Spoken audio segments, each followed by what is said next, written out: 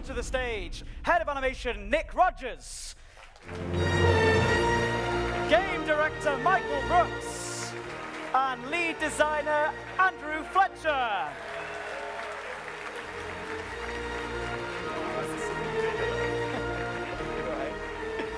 Oh, come on, make him step around you. That's, yeah, okay, great stuff.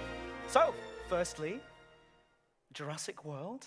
Yep. What an amazing thing to work on. Did you ever think that you would be working on something like this when you started at Frontier? Nothing quite on this scale, I have to say. I mean, I love the films. I love dinosaurs as a young kid, I imagine most people do. Had the toys, read books about them.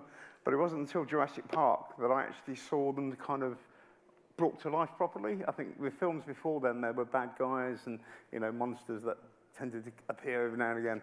But when you saw that amazing scene with the herds going across by the lake, I mean, that just brought it to life for me then, and that's it. I just fell in love with them ever since. And now, working on the game. How cool is that? Amazing. Yeah, really, really cool. Oh, it's awesome. Yeah, I love dinos like Mike here as a kid, had the books, had the top trumps, had all the Jurassic Park merch, and, when the film came out, it was just the blockbuster of that era, it was so amazing. Saw it multiple times, and to be working on the game, I mean, from a design perspective, there's so many great, rich themes in that series to pick out and to, hopefully let players enjoy for themselves. And then there's the spectacle, which, you can't beat dinosaurs for spectacle, can you? Yeah, and I'm absolutely over the moon to be here. I mean, when I first saw the film all the way back when I was 10 years old, it was absolutely blew my mind, and it's the main reason I actually went on to become an animator. So I used to see the dinosaurs come to life in the old Ray Harryhausen films, but I'd never seen anything quite like what they managed to get across in Jurassic Park. And obviously, in sort of 1993, CGI wasn't really a big thing at all. So I had no idea what was going on. And as I started to learn more and more animation, more and more about animation, I just got absolutely obsessed with it. And I already completely loved dinosaurs. Yeah. So I just worked and worked at it. And here I am, sort of 20-odd years later, working on a Jurassic World game. So yeah, it's absolutely fantastic. It really is a dream come true for me. A dream come true, ladies and gentlemen. Head of Animation Nick Rogers, living his dream at Frontier Developments. Everyone's living the dream at Frontier Developments. I'm over the moon. So, I mean, what makes, talking of Frontier, and what do you think makes Frontier a perfect fit for working on Jurassic World Evolution? So there's a couple of reasons, I think. I mean, the first one is that the games we make, we have a passion for the genre or the topic they're in. So we're making Elite Dangerous, people love space, astronomy, and the passion was there in the team. With Planet Coaster, I mean, we've got a pedigree of doing theme park games anyway, but there's a huge love for theme parks and roller coasters in the team that made that. And, for Jurassic World, who doesn't love dinosaurs? I mean, the enthusiasm on the team is just beyond this world.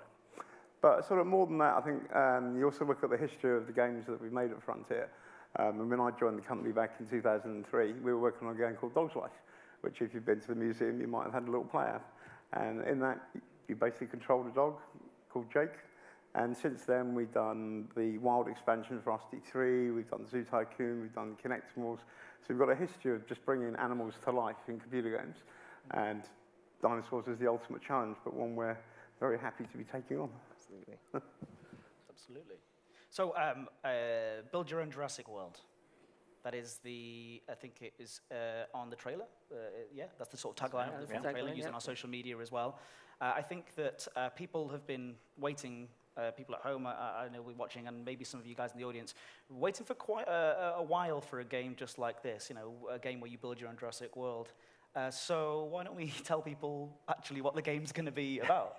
Yeah, well, build your own Jurassic World. We think this is the core fantasy, really, that's in the movies. You're in an incredible island setting. You can bioengineer amazing dinosaurs, attract visitors and guests, try to keep them safe, and build a business. Build a dinosaur enterprise. That's kind of what we see in the films. That's what we want to give players to play with themselves. Well, I think we've actually got a taste of that as well. Why don't we take a look at the very first in-game screenshot of Jurassic World Evolution? So what do you think there? What do you think, ladies and gentlemen? Go on, round of applause, please. It looks absolutely amazing. I think everyone was just stunned. Yes, for a second. Yeah. So this is an in-game screenshot. It's in engine. In engine screenshot, yeah. That's right. So this is an example of the kind of island you might be playing on. You know, you've got some building infrastructure in the back there. That's the workings of your park. You've got dinosaurs roaming, of course. And the thing I want to point out about this is, you know, it's not just one island. We're going to base the game across 5 islands. So that's the 5 deaths, the Cinco Muertes, as fans will know them. And they're the kind of core kind of locations in the game. There's also Isla Nublar, but we're not going to reveal too much about how that fits into the game just yet. But the cool thing about having these multiple islands is each one has its own characteristics and its own kind of challenges to throw at the player. And of course, each one represents a kind of clean slate as well. So every time you kind of expand your empire, you expand your operation strength, you're able to gain access to more resources, more dinosaurs, of course. And you can approach potentially each new island in a new way. So there's a few different ways that you can kind of approach your dinosaur facilities. Yeah, there's sort of I think you mentioned to me earlier about the 3 different paths as well that you can take. So I think we're about to see the best screenshot you're ever going to see. This is the most impressive slide of the entire... It is. We crafted that long and hard. So the ultimate aim for the player is to become the preeminent dinosaur management expert. And there's 3 paths to do that, as you can see, so eloquently illustrated: entertainment, security, and science. So entertainment, that sort of follows the sort of the dream of John Hammond and then Claire Dearing in Jurassic World, where the dinosaurs are attractions. You're basically using them to attract tourists and make money that way. With security, it's about how fierce you can get your dinosaurs, you know, how dangerous they can become, and also being able to manage such dangerous animals. So there's a very big risk-reward thing there. And then with the science, it's more about understanding how they lived, what they were. So they all balance out. And the idea is that you can follow all 3 and you get this nice sort of balanced, or you can just follow one of the paths. It's completely up to you. However, what you're doing is you're assembling these team of experts that represent each of these. And so ideally, you want all 3 on your side, but they have competing reputations. So they want resources from you. So that brings a bit more challenge into the gameplay. And they do that through contracts. So essentially, they give you tasks that they want to do. So these are specific targeted things like create a complete genome for a specific dinosaur, or make sure you've constructed certain facilities, or, you know, that's the sort of gameplay challenges that come up. Yeah, so before we move on, I think you've got a point, Andrew. I just want to say, that was a lot of information there. So please, a round of applause for Mike Brooks, please. A lot of information in like 1 minute. Thank you. You've got some more to tell us about, Andy, even more information. Sure, so that's kind of some of the core management concepts in the game. But there's this cool layer of management above that, which is like managing disasters. So we all know from the movies, things don't always go to plan. In fact, they usually don't go to plan. And this is something we really want to kind of represent in the game and have as a kind of engaging gameplay system. So on the islands, you'll come across various kind of emergency situations. Like one of them might be heavy tropical storms that will play havoc for your infrastructure of your park in very obvious ways. They're very bad for you. These are in-engine shots again, sorry? Sorry, these are in-game screenshots, yeah, yep. So these are taken from the game. So this will kind of, cause damage in your park. It will cause, upset for your dinosaurs, which you don't want, obviously, when you've got visitors and guests roaming around. And the key thing here is to make this part of the gameplay loop, to make it so that players are trying to mitigate these problems as much as possible. When they happen, they can respond to them and react, which is really cool. And then actually go on and pick up the pieces and keep their business running. So it's a cool kind of counterpoint to the building gameplay that you normally have in management games. Well, we've seen this tried a few times in the movies, people trying to make a Jurassic World, and it doesn't usually go very well. No, as I said, it very rarely goes well. It often goes wrong, but we do want to give the players the opportunity to realise that original Jurassic Park dream of John Hammond and Claire Dearing, and put that inherent peril of looking after giant dinosaurs into the hands of our community, and see what they would do, and see how they could manage to run one of those. Well, yeah, I mean, you are all clearly fans of the Jurassic, lore as well. So how do you go about making sure that lore makes its way into our game as well? So when we started, before we started making the game, we did a huge amount of research. We rewatched the films over and over again, reread the books. It was terrible. You know, we have hard jobs. Also visiting fan sites, you know, where people just endlessly analysed the film and just learnt about the lore and the history of, you know, the stories that they told. And we really wanted to make sure that we brought that into the game. So one of the ways that we're doing it, there will be others, but for now we're just talking about is the InGen database. And as you play the game, you unlock little snippets of information. Some of that's helpful to guiding gameplay, but others are all about how things link with the films that went before. So you just keep unlocking this little codex of information. Fascinating stuff. Yeah, it looks really interesting. So we're bioengineering the dinosaurs as well. Is that something, because in the trailer, you see the lab at the start and then the cracking egg with the eye poking through. Is that something, are we going to have the dinosaurs all the way from the very beginning? Are we going to work with them all the way? So yeah, you will be bioengineering the dinosaurs yourself. You start at the start. You will be sending fossil dig teams around the world to real-life fossil sites, getting back your dinosaur bones, extracting the DNA from them, building the genome. You could even make slight adjustments to the genome to adapt the dinosaur attributes as well. And really, it's about, again, trying to key into the science of the movies. You know, it's such a core thing that underpins those films, and we want it to be represented in this game. And of course, once you've kind of got your completed genome, you need to incubate your dino and let it free in your park. Yes. Well, I think we've got another screenshot as well, moving on to the hatchery. There we go. So once the dinosaurs mature enough to be released onto the island, that's all done through the hatchery. But the dinosaurs are then a living thing that you have to look after. I mean, if you remember back in the first film, you got the lovely scene with the vet, Jerry Harding, with the sick Triceratops.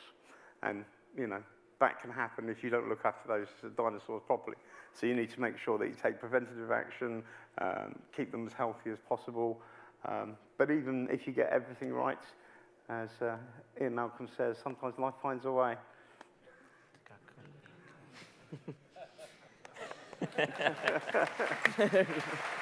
Just need that little nudge every now and again. Round of applause for movie reference. Yeah, so two, well done. 2 in 1 sentence. I think that we're all very self-obsessed. That's what I was going to say. Now, humans are quite self-obsessed, but of course, the real stars of the show in Jurassic World and Jurassic Park is the dinosaurs, isn't it, Nick? It absolutely is the dinosaurs. So while this is a management game at heart, we really wanted to get the dinosaurs right. So when we first started looking to make this game, we set our art targets and our animation targets squarely at the quality of the film. We didn't just want to make the best dinosaurs that we'd seen in video games in the past. We wanted to make some of the best dinosaurs that people have seen, full stop. And that was a nice, crazy high expectation to set my animation team. They enjoyed that. And as we can see here, this is a render of one of the actual in-game assets. This is our Parasaurolophus, and this is exactly the same as the model that you'll see in the actual game. It's an incredibly high level of detail. Our character artists have really outdone themselves and created truly amazing levels of detail with these. We've worked very closely with our partners at Universal, and they've actually been kind enough to send us some models actually from the Jurassic World films, which we've retopologized and put directly into our game as well. So there's a level of authenticity that is, it's on par with the films. It's absolutely perfect. And then this incredible character art is combined with some of the best animators in the industry, some incredible audio guys, and some fascinating behavior and locomotion code that's come across to create some of the most believable animals we've ever done. And as Michael alluded to earlier, we've got over 10 years' experience of doing animal animation. It's something we do really well. It's the reason I came to Frontier, actually, was when we started working on Connectimals. I was blown away with the kind of animation work that we managed to do there, how believable the animals were in that. And we've managed to take all of that, and this is really the accumulation of all this work. And so we're going to put it all together and hopefully create some creatures in this game that surpass anything Frontier's ever done before. Well, they look like this, right? They look like this. Well, this is it. This is the T-Rex that's pretty in the game. They've done all right. Yeah. They've done all right. But I'm pretty sure that people might want to see all this come together and maybe have a look at Jurassic World Evolution. Mike? Yes? Oh, yes. Yeah. I kind of I don't know. I think we need a bit more enthusiasm. Do you want to see it? I can't hear you. Alrighty then. So what we're going to see now is some in-game footage from one of the islands. It's Isla Matanceros, and some of the incredible stars of the show. Let's have a look.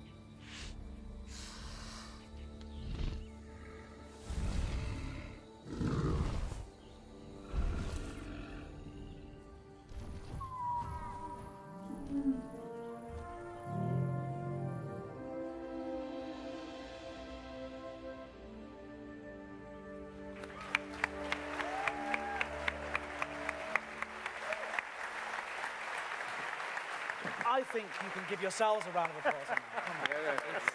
Yeah. Please show your appreciation. I think it's absolutely, in-game. That's how it's going to look in-game already. It's amazing. And I can't wait to see what everybody at home thinks of that as well, and picking each part and having a look through all the amazing shots that we see in there. And we can't wait, I'm sure you agree, to share more about Jurassic World Evolution in the coming months. Of course. Yeah, it's going to be fantastic stuff. So, please, a huge round of applause for our Jurassic World Evolution guests here today. Nick Rogers, Andy Fletcher, and Michael